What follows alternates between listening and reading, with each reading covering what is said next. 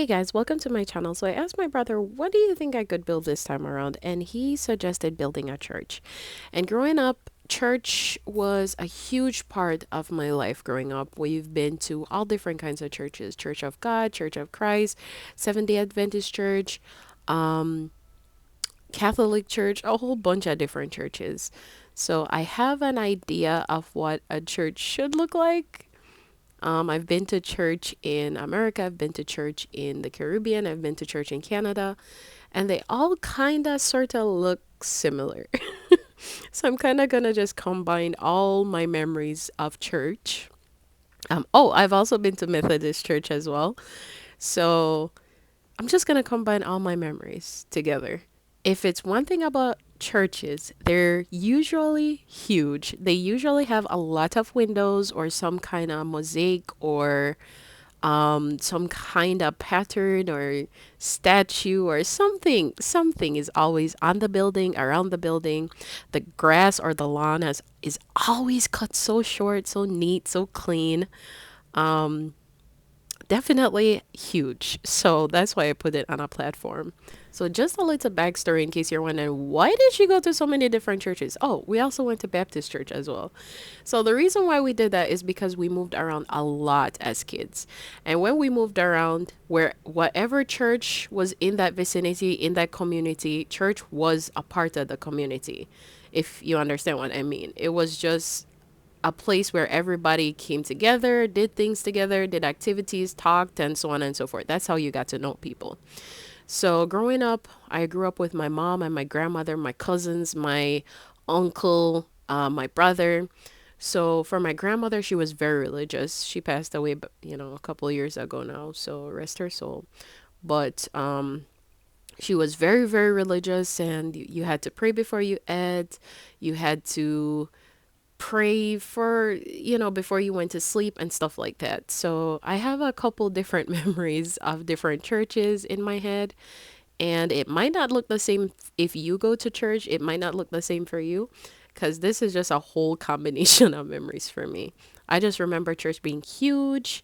There was always a section for Sunday school, our Sabbath school, and that's for kids. So eventually, like the service would start, and then eventually the kids would separate from the adults and they would go to the Sunday school or the Sabbath school teacher. And then that teacher would teach them different stories, like Bible stories and things like that. When I came to America and I went to church here, they had the Sabbath school with the whole church. So they just separated the kids. They came to the front of the church, and then everybody just kind of listened to the story together. So I thought that was really sweet. Then in Canada, that church that I went to, they didn't have a Sunday school. So that was different, but that church ended so quickly. Normally I'm used to churches going on and on and on. I remember going to church in the Caribbean, Seventh day Adventist church, and we were there all day. All day. We went in the morning and you just left, probably go home, come back three times. Like it was a lot, but it's fun. You get to talk to different people and you get to just get to know people. So, yeah, so in church, there's always hymnals or pamphlets or Sunday school events, activities, something. So I remember that last minute and I started putting books on the benches because that's literally how it is in church. It's so cool. And I don't know what it is about Willow Creek. Willow Creek's given golden hour, and I love that for evening. It's just so cute. So this is how the church turned out, how my version of a church turned out. There's always activities to do. I added some chess tables, some barbecue spots at the back because people were always eating.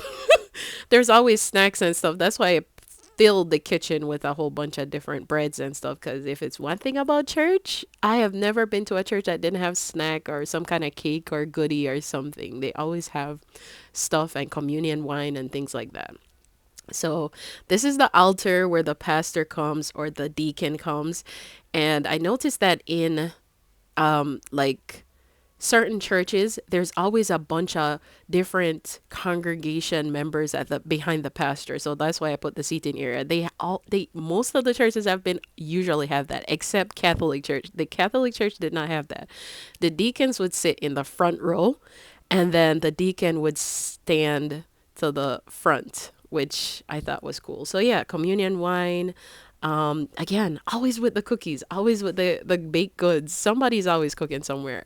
The church that I went to in America, they had a basement that was literally dedicated to cooking. That's it.